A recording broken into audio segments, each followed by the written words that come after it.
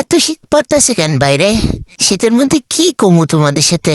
আমি তো কথাই বলতে পারতেছি না। যাই হোক, একটা রান্না তো করতেই হইব। তো আজকে একটা স্পেশাল রান্না। তো চলো শুরু করি। প্রথমে কড়াইয়ের মধ্যে পেঁয়াজগুলো নিয়েছি, একটু ভাজা দিয়ে দিয়েছি। এরপরে কি দিছি? আদা বাটা, রসুন বাটা, এটা কি যেন দিছি?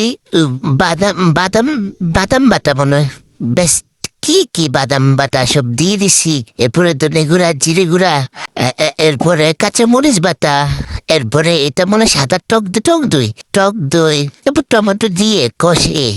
কি বলতেছি তোমাদেরকে উল্টা পাল্টা, নিজে জানি না কি রেসিপি বলে তোমরা শেয়ার করবো, আমি সেটাই কথা বলতে পারতেছি না।